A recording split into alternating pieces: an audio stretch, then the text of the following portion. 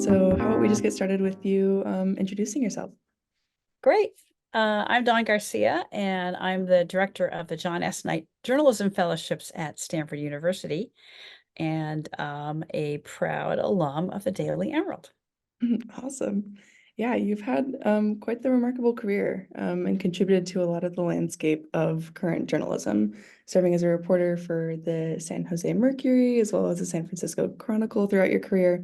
But even before that, you had your start at the Daily Emerald while you were a student at the SOJC. Do you remember what sort of initially attracted you to the Emerald, or if there was always kind of a calling from the world of journalism? Sure, that's a great question. So I'm a Californian and live in the Bay Area here still. And I went to De Anza College before I went to U of O. And there was a advisor for the student newspaper there that told me about the Daily Emerald and U of O and being a great journalism school and a place to be. So then I took him up on that and I applied and went to the University of Oregon and was going to the journalism school there. And I really wanted to work on the Daily Emerald. And it was an impressive paper. I had been at a weekly before. The student newspaper was called La Voz de Alianza, the one that I started on. So I really knew that just journalism had gotten me hooked. Mm. The Daily Emerald was as good or better than a lot of daily newspapers around the country. So impressive. It had a great staff, of course, a daily paper, a lot of ambition, a lot of fun, and pretty big staff at that time. So I joined as a reporter and a copy editor. I did both those roles. And it was a lot. I mean, I still have friends from there. So Mhm. that's part of it. Yeah. Yeah, absolutely. And throughout your time there serving as a reporter and a copy editor, were there any ways that the roles that you served at your time at the Daily Emerald sort of helped prepare you for your career? Absolutely. Yes. I mean, being on deadline, doing Mhm. stories on deadline, learning about editing and how to make stories really shine.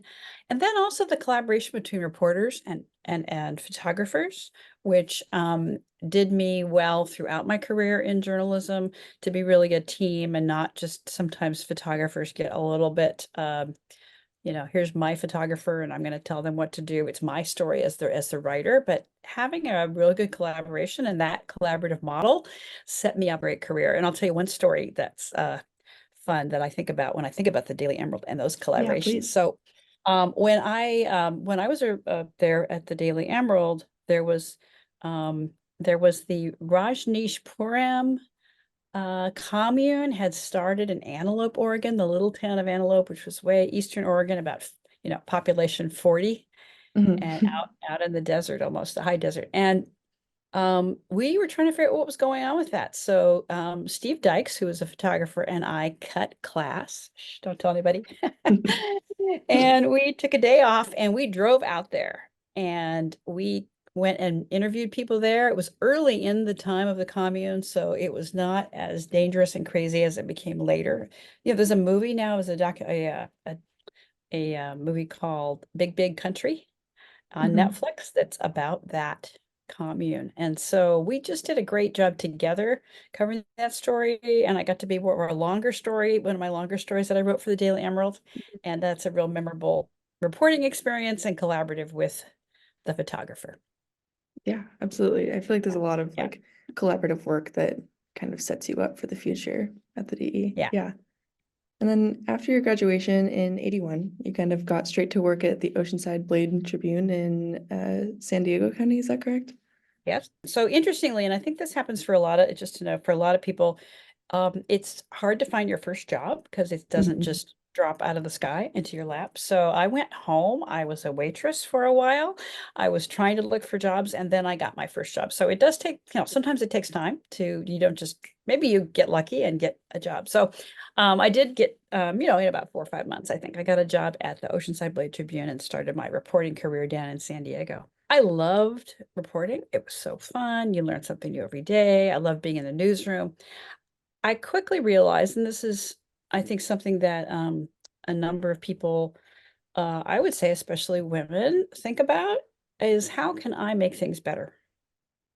And you love your job and you're getting kind of good at, you got it down, you get figured out your routines, and you think, in Oceanside, they did not have a union. They don't always have unions in newspapers, and they were doing things that I didn't think were professional. And so some of us got together and decided to you know, take a stand for what should be right in reporting and pay and quality. And so I think sometimes it's the idea of wanting to make things better and that you individually can take the initiative to do that. So I was a reporter and then I was an editor, but I also joined, yes, you said, the Journalism Women's Symposium. It's called JAWS for short.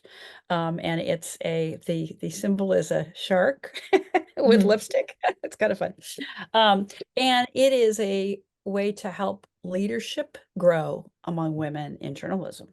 And I was very much supported by that group, and I wanted to give back to that group.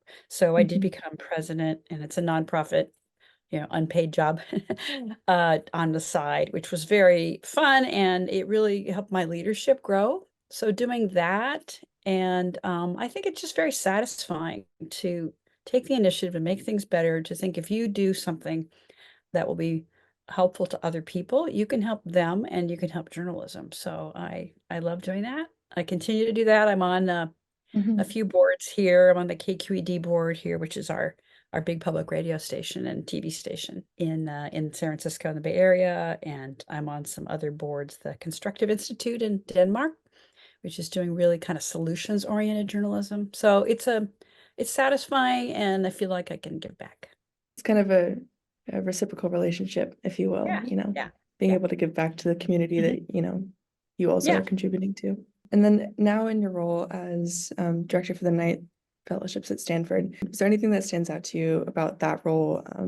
Any maybe specific memories, fond memories you have from your time there? I know it's a lot of like we've been talking about, being able to kind of change the landscape for who has access to the journalism world. So many things. Mhm. I'm sure. And I think I also tie it to the Daily Emerald in my time at U of O in that, so I'm in a university again. So I was in a newsroom, for 18 years in newspapers and then came to Stanford. So you're back in an academic environment connected to a lot of the journalism students. There's a master's of journalism program at Stanford, and I have been a mentor for a number of those students and done some workshops, Freedom of Information Act workshops for them and advise them on their master's thesis and such. And Mhm. that's always really fun for me to connect to students. And like the Daily Emerald, the Stanford Daily is separate. It's its own entity. And so I've been in touch with some of those folks and their editors as well. So that's been fun for me to connect. I guess the other thing is being now the director of the John S. Knight Journalism Fellowships. We call it JSK for short. You see my little poster in the back. Mhm. Is to be able to make a difference for a few important initiatives and communities around the world that we can do. We can just do it. And one of those is leadership in journalism and diverse leadership, which we are promoting and empowering people to become leaders, women, people of color, people from underrepresented communities, people around the world. So it's international and US. And to give them, it's hard. Journalism is fun and hard. It's a tough job. A little bit of burnout goes on a lot for a lot of people. So to help them be resilient, to get the kind of skills and self-care and community that they need so they can keep doing this important work. That's what I love doing. It's one of the main things, one of my jobs. And the other, a couple other areas is press freedom and supporting press freedom around the world. It is in journalists are under threat in a number of places, and to help them find community, find strength, find a break. Sometimes that's needed to get them out of a dangerous situation. And then innovation and thinking of how we can. So we ask fellows to come to the program, they apply, and I'm after we get off this call, I'm going to be reading applications for next year, and they apply with a journalism challenge they want to solve. What could they do to help fix a problem in journalism? Not maybe all by themselves, but what is their entry point into helping that? We are not just a studying fellowship, we're a doing fellowship. So people come with like, hey, I'm really concerned about women's leadership in newsrooms, or I'm really concerned about what is AI going to do to journalism, the perils and the promise. And Mhm. so they come with an idea they want to work on, helped by us, helped by Stanford, helped by their cohort, which is very important. So I could talk forever about this, but Yeah, no, it's incredible. Like you're mentioning as well, there's that's so much to okay. be Yeah, said for like maintaining that longevity for people who are interested in the journalism world because that burnout happens yeah, quick. And so, being able to have a fellowship where you're really like acting upon those things that you're excited about, I think is probably very inspiring for a lot of people. yeah. Well, I've just got a couple more questions for you here. I Okay. wanted to talk to you a little bit about your recent indictment into the Hall of Achievement through the SOJC. I'm Yeah. curious what that sort of recognition might have looked like. Congratulations on that, by the Thank way. you. Thank But you. I know that, after spending so much time here as a student and, serving on the Daily Emerald in your time here, coming back to that and having that sort of full circle moment must have been a pretty incredible moment. Oh, it was a delight. It was a delight. I will say it's very funny when I had an email from the dean, Juan Carlos, and he said, Mhm. I don't know, I didn't know him before. I've known some of the deans in the past. I just hadn't happened to have the opportunity to meet him yet. And he sent me an email. I thought, oh, okay, I should get back to him. I wonder what he wants to talk about. And I had a busy day and I kind of like, oh yeah, I got to get back to him. And then he said, I really want to talk to you. So we set up a phone call and he called and tell me that I had been inducted into the Hall of Achievement. I said, I was so honored, surprised, delighted, and had no idea that's why he was calling. Paul, my husband and I went up to Eugene. One of the other fun things about all that was Torsten Shellstrand, who was a professor of photojournalism there at the U of O, was an alumni in our program at Stanford many years ago. He's a great person, great photographer, photojournalist, and they asked if he would introduce me on stage. So that was really fun. So we got to spend some time with him and his wife, Jean. And then being back there, it was a wonderful event. It was fun to be back in Eugene and to look around. I had been back to the campus one time, and Allen Hall has been all redone, and you Mhm. know, it's as pretty a place as I remembered, and it was just great to be back on campus and then to be at that event. And it was one of the most inspiring things were the students who were there. And I had some Mhm. great conversations with students who were there for the event as well. And the other people who were being honored that year. So I got a chance to talk to them. And so it was a joy, a delight, an honor. And I just was wonderful to come full circle back to U of O and my days at the Daily Emerald and Yeah. SOJC. Yeah, Yeah, I imagine. Quite the full circle moment. yeah, Yeah, yeah, yeah. That was incredible. great. Yeah. Well, I've just got one more question for you here. Okay. Yep. I'm curious if there's one piece of advice that you wish you would have known yourself, or maybe some advice that you would have given yourself when you were just starting out at the Emerald, or maybe there's something that you wish you would have known or done differently.